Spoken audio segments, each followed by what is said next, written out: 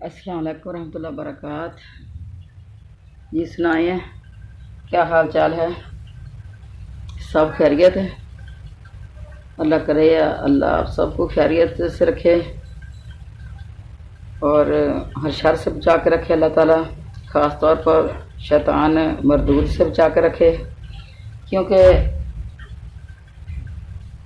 ہم نے تو اللہ اور اس کے رسول کی باتیں پڑھنی ہوتی ہیں، اور شیطان جو چاہتا ہے کہ یہ نہ پڑھی جائیں، تو اللہ تعالیٰ ہمیں شیطان کے شر سے محفوظ رکھے۔ اعوذ باللہ السمیع العلیم من الشیطان الرجیم، بسم اللہ الرحمن الرحیم۔ آیت نمبر 124 ہے، آل عمران سورت چل رہی ہے ہماری۔ استقولو، جب تو کہہ رہا تھا، للمومنین، مومنوں سے، لن یکفیکم، کیا نہیں کافی ہوگا تمہیں، ان یمدکم، کہ تمہاری مدد کرے گا، ربکم، تمہارا رب، بثلاثۃ آلاف من الملائکۃ، 3000 فرشتوں کے ساتھ، منزلین، جو اتارے ہوئے ہوں۔ بلا، کیوں نہیں، ان تصویرو، اگر تم صبر کرو، و تتقو، اور ڈرتے رہو، و یاتوکم، اور وہ تم پر آ پڑیں، من فورہم ھذا، اپنی اسی جوش میں، فورہم جوش، یمدکم، یمددکم، تمہاری مدد کرے گا، ربکم، تمہارا رب، بخمسۃ آلاف من الملائکۃ، 5 آلاف ہوتا ہے 1000، اور الفن کی جمع ہوتی ہے پھر الافن، 5000 من الملائکۃ، فرشتوں کے ساتھ ہے، مصومین، جو خاص نشان والے ہوں گے۔ اچھا، تھوڑا سی اس کی آگے کرتے ہیں ترجمہ اور پھر اس کی تشریح کرتے ہیں، کیونکہ یہ ساری آیات جو ہے نا یہ ایک ہی کانٹیکٹ میں ہیں۔ وما جعلہ اللہ، اور نہیں بنایا اسے اللہ نے، الا بشرا، مگر ایک خوشخبری، لکم، تمہارے لیے، ولتطمئن، تاکہ مطمئن ہو جائیں، قلوبکم، تمہارے دل، بھی، اس کے ساتھ، ومن نصر، اور نہیں ہے مدد، الا من عند اللہ العزیز الحکیم، مگر اللہ کے پاس سے جو سب پر عزیز، غالب ہے، حکیم، حکمت والا ہے۔ یقطع، تاکہ وہ کاٹ دے، یقطع قطع کرنا، طرفن، ایک حصہ، ایک طرف، من الذین، ان لوگوں کا جنہوں نے کفروا، کفر کیا، او یکبتہم، یا انہیں ذلیل کر دے، فینقلبوا، پس وہ لوٹ آئیں گے، خائبین، ناکام ہونے والے۔ لیسا، نہیں ہے، لکا، تیرے اختیار میں، من الامر، اس معاملے سے، شیئن، کچھ بھی، او یتوبہ، جا وہ مہربانی فرمائے، علیہم، ان پر، او یعذبہم، اور جا پھر عذاب دے انہیں، فإنہم، بلا شبہ وہ، ظالمون، وہ ظالم ہیں۔ اچھا، آگے ہے اللہ کی حمد و ثنا، وَلِلَّهِ مَا فِي السَّمَاوَاتِ وَمَا فِي الْأَرْضِ، اللہ ہی کے لیے ہے جو کچھ آسمانوں میں ہے اور جو کچھ زمین میں ہے، یغفر لمن یشاء، وہ بخش دیتا ہے جس کو چاہتا ہے، وَیُعَذِّبُ مَن یشاء، وہ عذاب دیتا ہے جس کو چاہتا ہے، وَاللَّهُ غفور رحیم، اور اللہ بے حد بخشنے والا ہے اور نہایت رحم کرنے والا ہے۔ یہ آیت جو ہے اسے اپنی پہلی آیت کے ساتھ جڑی ہوئی ہے۔ اچھا، اللہ تعالیٰ فرما رہے ہیں کہ جب اے نبی تو مومنوں کو تسلی دے رہا تھا، کیا آسمان سے 3000 فرشتے اتار کر اللہ تعالیٰ کا تمہاری مدد کرنا تمہیں کافی نہ ہوگا؟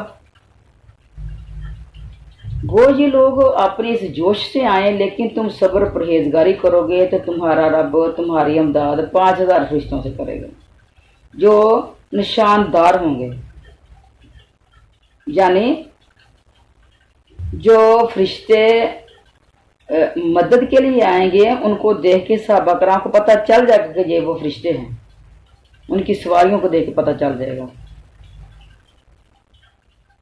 اور یہ تو میں تمہارے دل کی خوشی اور اطمینان کے لیے ہے، اطمینان قلب کے لیے، یاد رکھو مدد اللہ ہی کی طرف سے ہے جو غالب اور حکمت والا ہے، یعنی یہ بات جب فرشتے بھیجوں گا اور تمہاری مدد ہو جائے گی، یہ تو صرف اطمینان قلب کے لیے ہے۔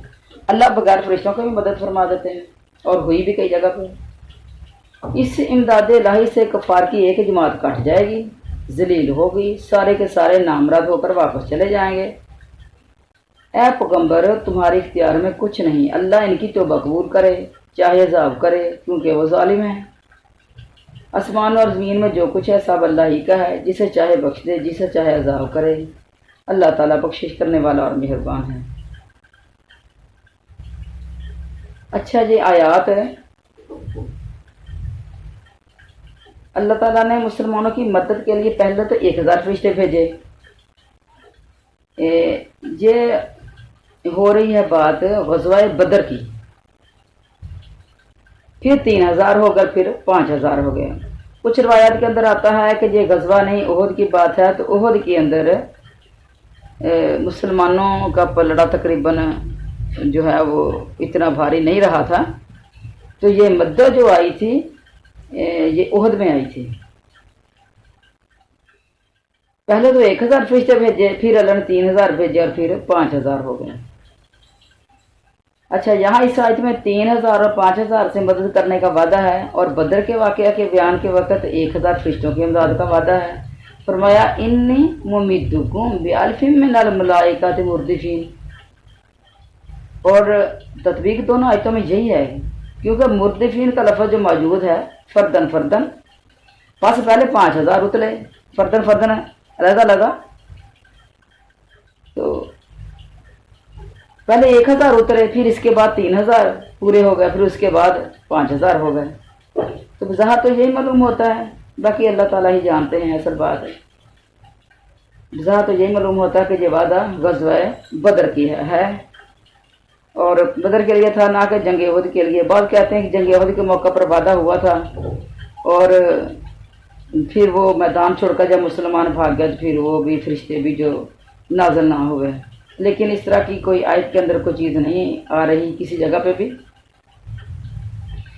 تو ہمارا یہی ایمان ہونا چاہیے۔ تو یہ ضعیف روایت یا کوئی قول اگر میں آپ کو قصہ سنا دیتی ہوں، تو اس کا مطلب یہی ہوتا ہے کہ اگر آپ کو کہیں سنایا جائے کہ اس کے بارے میں یہ بات بھی تھی، تو آپ کو فوراً سمجھ آ جائے کہ وہ بات جو ہے دراصل حقیقت میں نہیں تھی، کیونکہ ان تصویروں و تتقوا ساتھ ہی فرمایا تھا، یعنی اگر تم صبر کرو اور تقوی کرو۔ فور کے معنی ہیں کہ غضب کے بھی آ جاتے ہیں فور کے معنی، اور جوش جذبے سے آئیں گے وہ غصے کے ساتھ، تو ان لفظوں میں آ جائے گا۔ مصومین علامت زدہ ہوں گے، خاص نشان لگے ہوں گے ان کے اوپر۔ حضرت علی رضی اللہ تعالیٰ فرماتے ہیں کہ فرشتوں کی نشانی بدر والے دن سفید رنگ کے لباس کی تھی، اور ان کے گھوڑوں کی نشانی ماتھے پر سفیدی تھی۔ حضرت ابو ہریرہ رضی اللہ تعالیٰ فرماتے ہیں کہ ان کی نشانی سرخ تھی۔ حضرت مجاہد فرماتے ہیں گردن کے بالوں اور دم کا نشان تھا، اور یہی نشان آپ کی لشکریوں کا تھا۔ اچھا، ایک روایت میں ہے کہ فرشتوں کی نشانی ان کی پگڑیاں تھیں جو سیاہ رنگ کے امامے تھے، اور حنین والے دن سرخ رنگ کے امامے تھے۔ حضرت ابن عباس فرماتے ہیں کہ بدر والے دن کے علاوہ فرشتے کبھی کسی جنگ میں شامل ہوئے نہیں، اور سفید اماموں کی علامت تھی۔ یہ صرف مدد کے لیے اور تعداد بڑھانے کے لیے تھے، نہ کہ لڑائی کے لیے۔ اور یہ بھی مروی ہے کہ جنگ بدر میں حضرت زبیر کے سر پر سفید رنگ کا صافہ تھا، اور فرشتوں پر زرد رنگ کا، یعنی روایات میں اختلاف ہے۔ تو جو کچھ بھی تھا، یہ سفید رنگ جو ہے اس کی زیادہ روایات آتی ہیں، اور نا جو میرے ننیال والے نا سارے آرمی میں ہیں تقریباً، تو میں جب بھی ان کے پاس بیٹھتی ہوں نا، تو میں اس بارے میں ڈسکس کرتی ہوں کہ وہ جنگوں کے واقعہ سنائیں، آپ کے ساتھ جو جھڑپیں ہوئیں انڈین آرمی کی وہ مجھے سنائیں، اور آپ نے کبھی کوئی ڈیوٹی دیتے ہوئے کبھی کو اللہ کی مدد دیکھی ہو تو وہ مجھے بتائیں۔ اس طریقے سے میں جب بھی بیٹھتی ہوں تو میں ان کے ساتھ نا کافی دیر ڈسکس انہی باتوں پہ کرتی رہتی ہوں، بس میرا موضوع یہی ہوتا ہے۔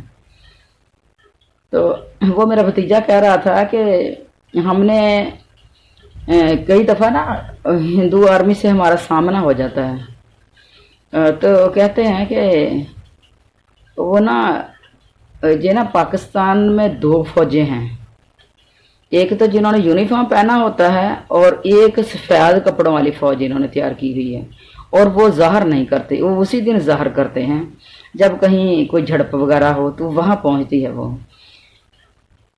تو کہنے لگے کہ حالانکہ سفید وردی والی ہمارے پاس نہیں ہے کوئی بھی فوج، لیکن یہ بات کرتے ہیں اس طرح۔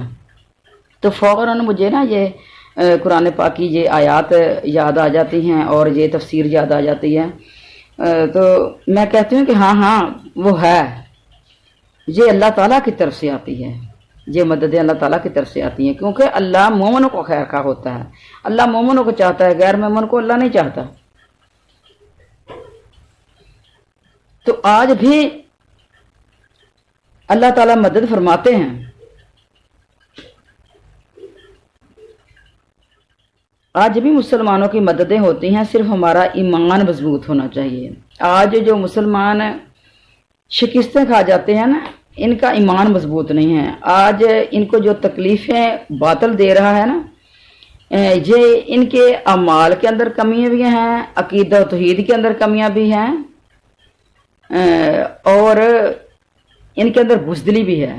اگر یہ چیزیں ان کے دلوں کے اندر یہ پایا تکمیل کو پہنچی ہوئی ہیں تو باطل کی کوئی قوت بھی مسلمانوں کو نہیں گرا سکتی، چاہے کچھ ہو جائے، چاہے وہ بیت المقدس کے اندر ہوں، فلسطین کے اندر ہوں جھڑپیں، اور چاہے وہ پاکستان کے سرحد پہ ہوں جھڑپیں، اور چاہے وہ شام میں ہوں، چیچنیا میں ہوں، بوسنیا میں ہوں، فلسطین میں ہوں، چاہے دنیا کے کسی ملک میں بھی، عراق میں ہوں، افغانستان میں ہوں، تو دنیا کے کسی بھی ملک میں اگر باطل کے ساتھ اسلام جو ہے ان کا مارکا ہے تو اسلام ہی غالب رہتا ہے، اللہ تعالیٰ کا وعدہ ہے قرآن پاک کے اندر مومنین سے۔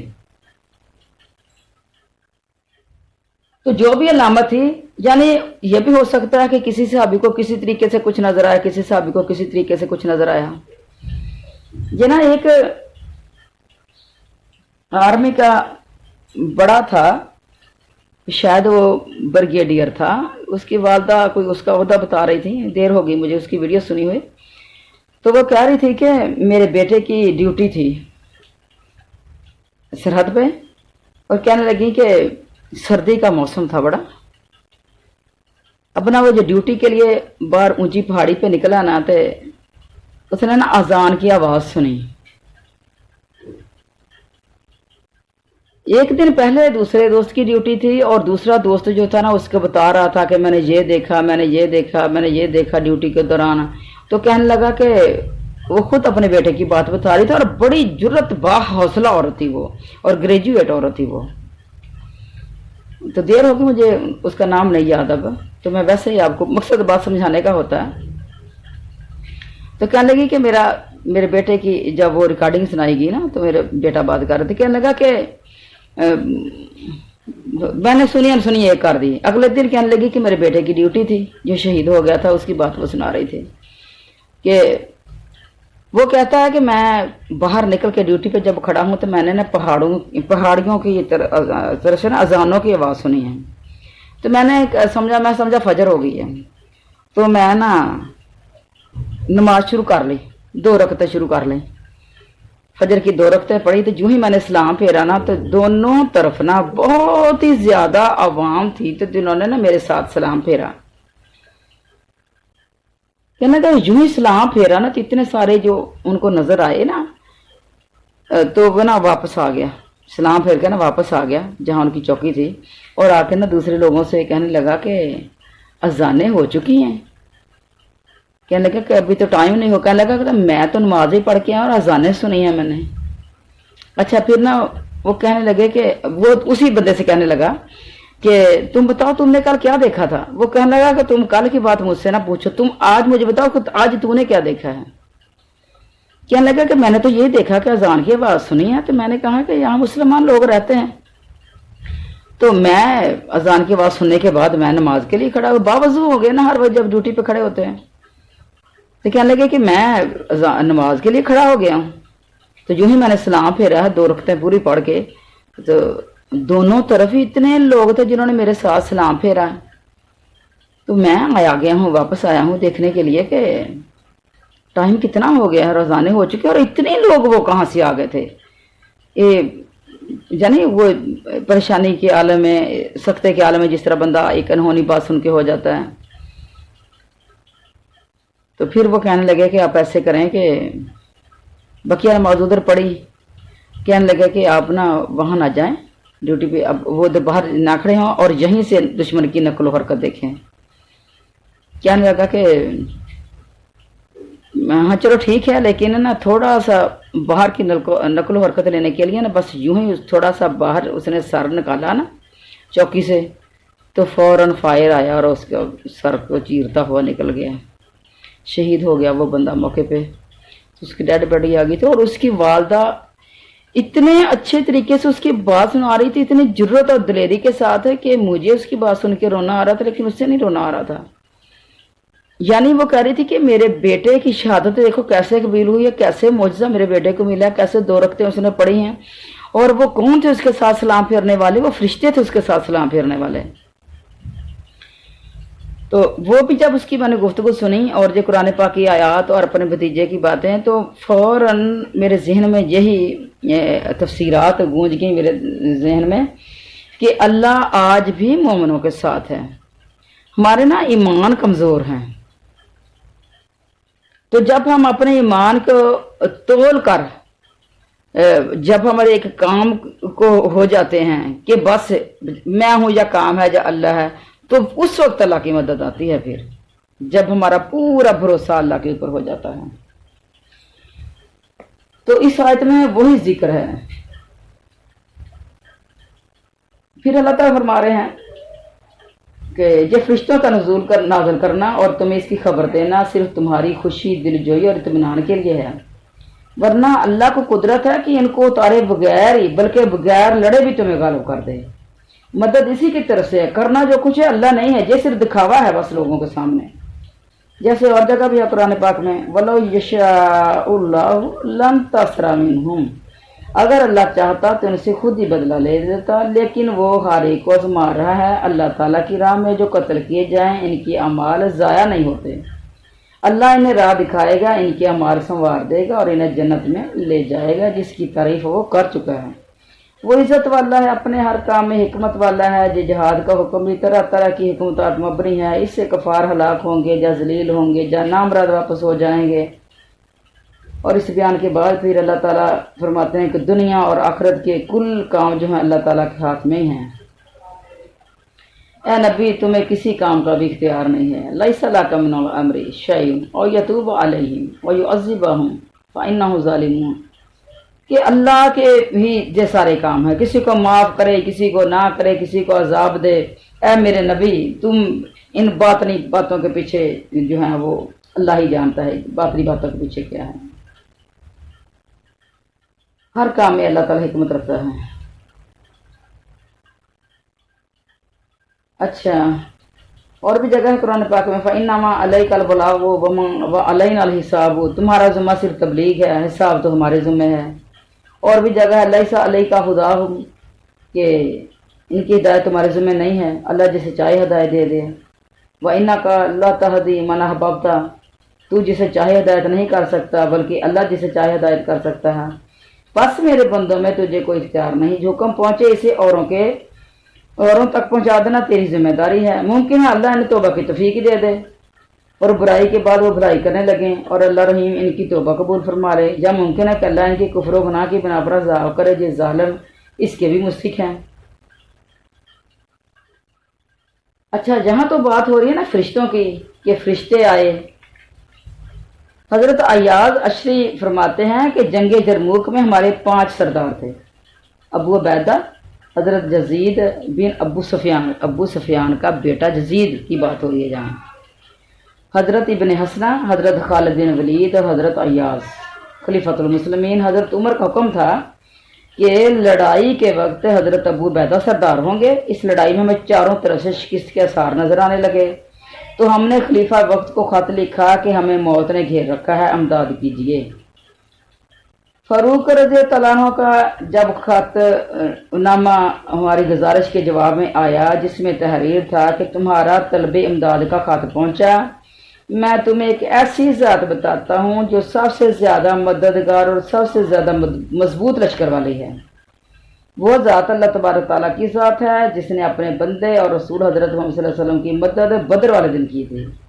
बदरी लश्कर तो तुमसे बहुत ही काम था, मेरा ये खत पढ़ते ही जहाज शुरू कर दो और अब मुझे कुछ ना लिखना ना पूछना मुझसे कुछ भी। इस खास से हमारी जरूरतें बढ़ गई, हिम्मतें बुलंद हो गई, फिर हमने जम कर लड़ना शुरू कर दिया। अल्हम्दुलिल्लाह दुश्मन को शिकस्त हुई और वो भागे। हमने 12 मील तक इनका ताक़ब किया। बहुत सा माल गनीमत हमें मिला जो हमने आपस में बांट लिया। फिर हज़रत अबू उबैदा कहने लगे, मेरे साथ दौड़ कौन लगाएगा? यानी इतने जो थे वो पुरस्कून थे, जंग जीत के दुश्मनों को भगा के वो इतने पुरस्कून थे। कहने लगे कि मेरे साथ दौड़ कौन लगाएगा? एक नौजवान ने कहा, अगर अपना राज ना हो तो मैं हाजिर हूँ। चनाते दौड़ने में वो आगे निकल गया। जब उनके पीछे भागे थे 12 मील तक, तो मैंने देखा, वो साहबी कह रहे हैं कि मैंने देखा इसकी दोनों जुल्फें हवा में इनकी उड़ रही थी और वो इस नौजवान के पीछे घोड़ा दौड़ाई चले जा रहे थे। यानी इतनी फुर्ती से, इतनी तेजी से और इतनी जवान मर्दी से उनका मुकाबला करने के बाद फिर उनके पीछे दौड़े। ये एक जंगी हिकमत अमली है कि दुश्मन जो है ये ना समझे कि हम उनको पछाड़ के आ गए हैं और बस वो इधर ही रह गए हैं, वो भी थके हुए हैं। नहीं, दुश्मन को पैरों से निकालना है। अच्छा, ये ना बदर बिन नार एक कुएं का नाम था। किसी कई जगह पे बदर बिन नारायण भी है एक जगह पे लफ्ज, कि वो एक शख्स था और इसके नाम से एक कुआं मशहूर था और इस मैदान का फिर जिसमें ये कुआं था यही नाम हो गया। तो बदर की जंग भी इसी नाम से मशहूर हो गई। ये जगह मक्का और मदीना के दरमियान है। फिर फरमाया कि अल्लाह से डरते रहा करो ताकि शुक्र की तौफीक मिले और अताअत गुजारी कर सको। अब आगे चलते हैं। ये ना मुशरकों के ऊपर ये बददुआ करना, ये नबी करीम अलैहि सल्लम के फ़ियल से साबित है। सही बुखारी में है कि नबी करीम सल्लल्लाहु अलैहि वसल्लम सुबह की नमाज में जब दूसरी रकत के रुकू से सर उठाते, ये फ़र्ज़ों की बात हो रही है, फ़र्ज़ों की आखिरी रकत में किसी भी नमाज में कुनूत नाज़िला पढ़ सकते हैं। इसको कहते हैं वे कुनूत नाज़िला, यानी वो दुआ जो मुसीबत और परेशानी के लिए और दुश्मन के ऊपर बददुआ के लिए की जाए। जब मुसलमानों के ऊपर गलबा हो रहा है और मुसलमान मुसीबत में फंसे हों तो उस वक्त मुसलमानों के लिए दुआ करनी है और फ़र्ज़ों की आखिरी रकत में रुकू के बाद हाथ खड़े करके दुआ करनी है। तो नबी करीम सल्लल्लाहु अलैहि वसल्लम ने जब दूसरी रकत के रुकू से सर उठाते और फरमाते समी अल्लाहु लिमन हमिदा रब्बना वलकल हम्द कह लेते, तो कुफार पर फिर बददुआ करते कि अल्लाह फलां पर लानत फरमा। इसके बारे में ये आयत लैसा लका मिनल अम्रि शैअन नाज़िल हुई। और मसलन अहमद बिन काफरों के नाम भी आए हैं, मसलन हारिस बिन हिशाम, सुहैल बिन उमरो, सफ़वान बिन उमैया, और इसमें है कि बिलाखिर इनको हिदायत नसीब हुई और जो मुसलमान हो गए। यानी उनके हक़ में बददुआ की, लेकिन अल्लाह ताला ने फरमाया कि ए नबी तुझे नहीं पता किसी हक़ में बददुआ कबूल हुई हमारे नबी के, किसी के हक़ में बददुआ कबूल ना हुई और फिर ये बाद में मुसलमान हो गए थे। एक और बात में भी है कि 4 आदमियों पर हमारे नबी करीम अलैहिस्सलाम ने बददुआ की थी, जिससे रोक दिए गए थे। फिर सही बुखारी में भी है कि रसूल सल्लल्लाहु अलैहि वसल्लम जब किसी पर बददुआ करना या किसी के हक़ में नेक दुआ करना चाहते तो रुकू के बाद सामी अल्लाहु पढ़कर दुआ मांगते। कभी कहते अल्लाह वलीद बिन वलीद, सलमा बिन हशाम, अयाज बिन अबू रबिया और कमज़ोर मोमिनों को कफ़ार से निजात दे दे। यानी किसी के लिए इस तरीके की भी दुआ मांगते थे। और एक दफ़ा फरमाया कि कबीला मुज़र पर अपनी पकड़ और अपना अज़ाब नाज़िल फरमा और इन पर ऐसी कहत साली भेज जैसे यूसुफ अलैहिस्सलाम के ज़माने में थी। ये दुआ आवाज़ बुलंद हुआ करती थी और बाद मरतबा सुबह की नमाज के कनूत में यूँ भी कहते हैं अल्लाह फ़लाँ फ़लाँ पर लानत भेज और अरब के बाज़ कबीलों के नाम देते थे। एक और बात में भी आया कि जंग उहद में जब आपके दंदाने मुबारक शहीद हुए, चेहरा ज़ख्मी हुआ, खून बहने लगा, تو زبان سے نکل گیا کہ وہ کام کیسے فلاح پائے گی، وہ قوم کیسے کامیاب جس نے اپنے نبی کے ساتھ یہ سلوک کیا ہے۔ حالانکہ نبی تو اللہ خالق کل کی طرف سے انہیں بلاتا ہے، اور اس وقت یہ آیت اللہ صلی کا یعنی یہ نازل ہوئی۔ تو مختلف روایات یعنی اس کی آتی ہیں۔ اس غزوے میں آپ ایک گڑھے میں گر پڑے تھے اور خون بہت نکل گیا تھا، کچھ تو اس ذوف کی وجہ سے اور کچھ اس وجہ سے کہ دوہری زیرہ پہنے ہوئے تھے، اٹھ نہ سکے۔ حضرت حذیفہ کے مولا حضرت سالم وہاں پہنچے اور چہرے پر سے خون پونجا۔ جب افاقہ ہوا تو آپ نے یہ فرمایا اور یہ آیت نازل ہوئی۔ پھر فرماتا ہے کہ اللہ تعالیٰ کے زمین و آسمان کی ہر چیز اسی کی ہے، سب اسی کے غلام ہے، جسے چاہے بخشے، جسے چاہے عذاب کرے۔ متصرف وہی ہے، حاکم و حکم کرنے والا وہی ہے، اس کی پرسش ہے، کوئی اس کے حکم سے جو ہے وہ روح گردانی نہیں کر سکتا، اور وہ اللہ غفور الرحیم ہے۔ اب آگے چلتے ہیں۔ یا ایھا الذین آمنو، اے لوگو جو ایمان لائے ہو، لا تاکلوا مت کھاؤ ربا سود، تاکلوا الربا سود مت کھاؤ، اضعافا کئی گنے، مضاعفتاً جو دگنے کیے گئے ہوں، کئی گنے جو دگنے کیے گئے ہوں، یعنی سود پر سود۔ واتقوا اللہ، اور اللہ سے ڈرو، لعلکم تفلحون، تاکہ تم فلاح پا جاؤ، کامیاب ہو جاؤ۔ اب اس آیت میں سود کی بات ہو رہی ہے، اور پیچھے بھی سود کی آیات گزر چکی ہیں کافی ساری، تو کافی ساری آپ نے تشریح پہلے سود کی کر لی ہے۔ اللہ تعالیٰ اپنے مومن بندوں کو سودی لین دین سے اور سود خوری سے روک رہا ہے۔ اہل جاہلیت سودی قرضہ دیتے تھے، مدت مقرر ہوتی تھی، اگر اس مدت پر روپیہ وصول نہ ہوتا تو مدت بڑھا کر سود پر سود ملا کر اصل رقم کئی گنا بڑھ جاتی۔ اللہ تعالیٰ ایمانداروں کو اس طرح ناحق لوگوں کے مال غصب کرنے سے روک رہا ہے، اور تقوی کا حکم دے رہا ہے کہ اس پر نجات کا وعدہ بھی کر رہا ہے، یعنی اگر تم اس کو چھوڑ دو گے، تقوی اختیار کر لو گے، تفلحون، تو تم کامیاب ہو جاؤ گے، فلاح پا جاؤ گے۔ پھر آگ سے بھی ڈراتا ہے، واتقوا النار التی اعدت للکافرین، کہ اس آگ سے بچو، اعدت جو تیار کی گئی ہے کافروں کے لیے، اور اپنے رسول کی اطاعت پر بھی وعدہ کرتا ہے، واطیعوا اللہ ورسولہ لعلکم ترحمون، اطاعت کرو اللہ کے اور اس کے رسول کی تاکہ تمہارے اوپر رحم کیا جائے۔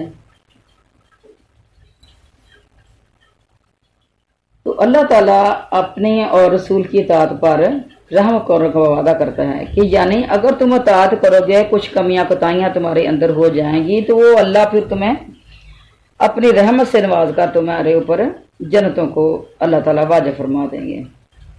وَسَارِعُوا، اور دوڑو، دوڑے لگا دو، اِلیٰ مغفرۃ من ربکم،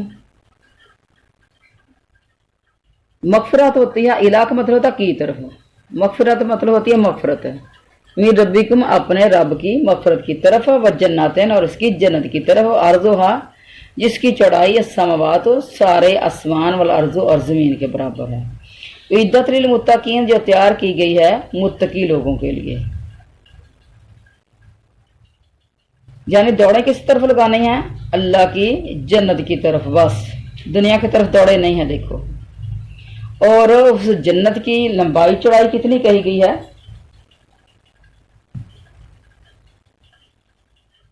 کہ چوڑائی کو بیان کر کے لمبائی کا اندازہ سننے والوں پر ہی چھوڑا جاتا ہے۔ جس طرح جنتی فرش کی تعریف کرتے ہوئے اللہ تعالیٰ فرماتے ہیں قرآن پاک میں سورۃ الرحمن میں، بطائنھا من استبرق، یعنی اس کا استر جو ہے نرم ریشم کا ہے۔ بطائن بطن سے ہے تو اندر والا جو کپڑا ہے، اندر والا جو ہے استر وہ نرم ریشم کا ہے۔ تو مطلب یہ ہے جب استر اس طرح کا ہے تو اوپر والا جو ہوگا ابرہ جس کو ہم کہتے ہیں، تو اس کا کیا ٹھکانہ ہوگا۔ اس طرح جہاں بھی یہی بیان ہو رہا ہے، جب ارض ساتوں آسمانوں اور زمینوں کے برابر ہے تو طول کتنا بڑا ہوگا۔ اور بعض نے کہا کہ عرض اور طول لمبائی اور چڑھائی دونوں برابر ہیں، کیونکہ جنت جو ہے مثل قبا کے ہے، اور عرش کے نیچے ہے، اور جو چیز قبا نما ہو جب مستدیر ہو تو اس کا عرض و طول یکساں ہوتا ہے۔ اور ایک حدیث میں یہ بھی ہے کہ جب تم اللہ تعالیٰ سے جنت کا سوال کرو تو जन्नत फिरदौस का सवाल करो। वो सबसे ऊंची और सबसे अच्छी जन्नत है। इस जन्नत से सब नहरें जारी होती हैं और इसकी छत अल्लाह ताला रहमान और रहीम का अर्श है। मसनद अहमद में है एक हदीस है कि हरकल ने हुजूर सल्लल्लाहु अलैहि वसल्लम की खिदमत में बतौर एतराज के एक सवाल लिख भेजा, आप मुझे इस जन्नत की दावत दे रहे हैं जिसकी चौड़ाई आसमानों और ज़मीन के बराबर है, तो ये फरमाइए कि फिर जन्नम कहाँ चली गई है। तो नबी करीम अलैहि सल्लम ने फरमाया, सुबहान अल्लाह, जब दिन आता है तो रात कहाँ जाती है। तो ये एक कितनी ही अच्छी बात है कि आपको एक बात मिसाल से समझा दी जाए। इस जुमले के दो मानी हो गए कि एक तो ये कि रात के वक्त हम वो दिन को तो नहीं देख सकते, लेकिन ताहम दिन का किसी जगह होना नामुमकिन नहीं है। दिन है तो सही किसी जगह, जो चीज़ रोशनी करती है वो किसी जगह पर है तो सही। अच्छा, इस तरह वो जन्नत का अर्ज इतना ही है, लेकिन फिर भी जहन्नम के वजूद से इनकार तो नहीं हो सकता। जहाँ अल्लाह ताला चाहे वो भी है। दूसरे मानी ये कि जब दिन एक तरफ चढ़ेगा तो रात दूसरी जानब होती है। इस तरह जन्नत आला इल्लियीन में है और दोस्तों असफल साफिलीन में, तो कोई नफी का मकान भी नहीं रहता। जन्नत ऊंची जगह पे है और दोस्त जहन्नम जो है वो नीचे है, नीचे से नीचे।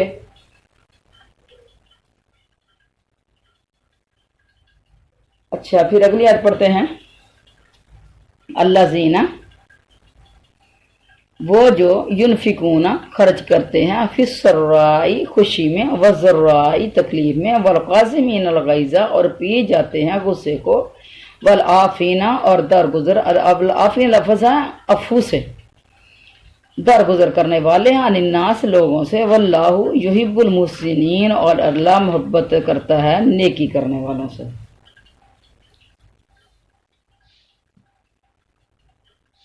जहाँ भी अल्लाह ताला अहले जन्नत का वसफ बयान फरमा रहे हैं कि वो सख्ती में और आसानी में और खुशी में और गमी में, तंदुरुस्ती में और बीमारी में, गर्द हर हाल में अपना जो माल है अल्लाह की राह में खर्च करते हैं।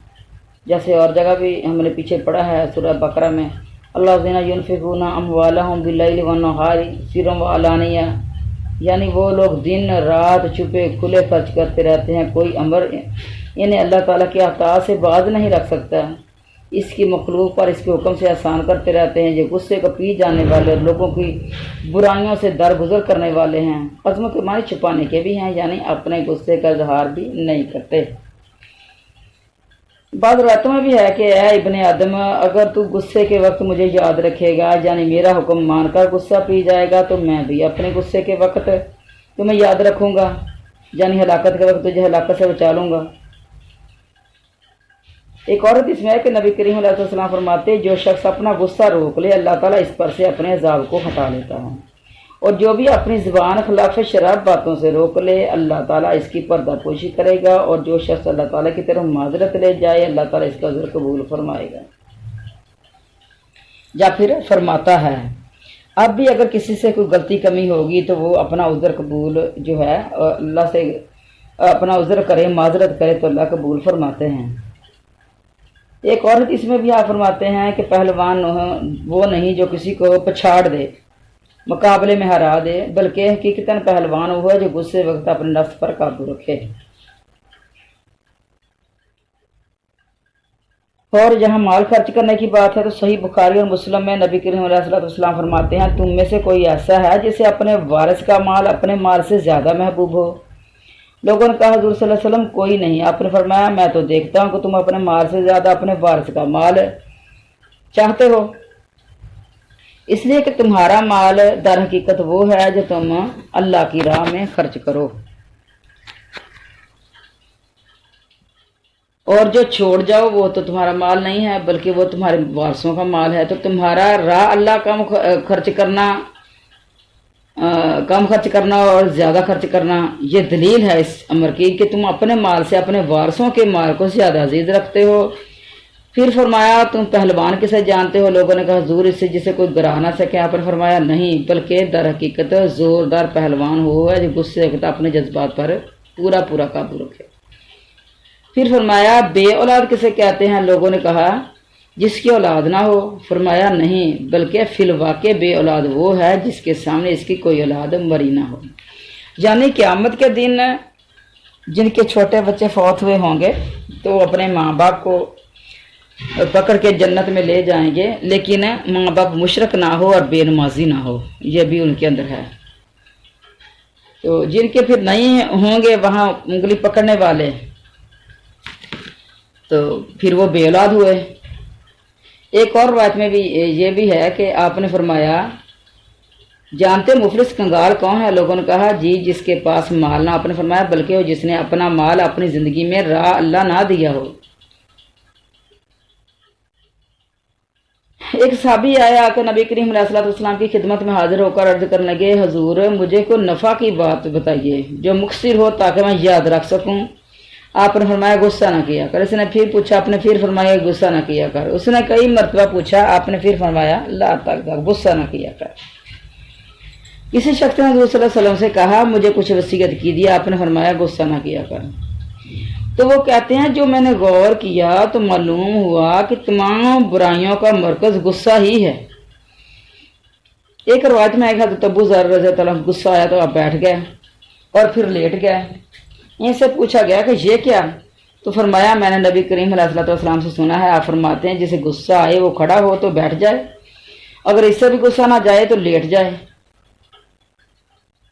ایک اور روایت میں ہے کہ عروہ بن محمد کو غصہ چڑھا تو آپ وضو کرنے بیٹھ گئے اور فرمانے لگے کہ میں نے اپنے استادوں سے یہی حدیث سنی ہے۔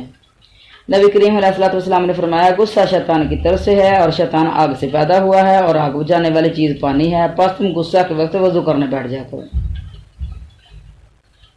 ایک حدیث میں ہے کہ حضور صلی اللہ علیہ وسلم کا ارشاد ہے کہ جو کسی تنگ دست کو مہلت دے یا اپنا قرض سے معاف کر دے اللہ تعالیٰ جہنم سے آزاد کر دیتا ہے۔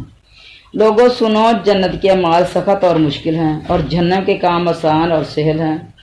نیک وقت وہی ہے جو فتنوں سے بچ جائے۔ کسی گھونٹ کا پینا اللہ تعالیٰ کو ایسا پسند نہیں جتنا غصے کے وقت کا گھونٹ کا پی جانا ہے، ایسے شخص کے دل میں ایمان رچ جاتا ہے۔ یہ مسند احمد میں ہے۔ نبی کریم علیہ الصلوۃ والسلام فرماتے ہیں، ایک اور حدیث سنیے، جو شخص اپنا غصہ اتارنے کی طاقت رکھتے ہوئے پھر بھی غصہ ضبط کر لے اللہ تعالیٰ اس کا دل امن و امان سے پور کر دیتا ہے، اور جو شخص شہرت کے کپڑے کے موجود ہونے کے باوجود اس کو تواضع کی وجہ سے چھوڑ دے تو اللہ تعالیٰ اسے کرامت اور عزت کا ہلا قیامت کے دن پہنائے گا۔ جو کسی کا سر چھپائے اللہ تعالیٰ اسے قیامت کے دن بادشاہت کا تاج پہنائے گا۔ ایک اور حدیث میں ہے کہ جو شخص باوجود قدرت کا اپنا غصہ ضبط کر رہے اسے اللہ تعالیٰ تمام مخلوق کے سامنے بلا کر اختیار دے گا کہ جس حور کو چاہے پسند کر لے۔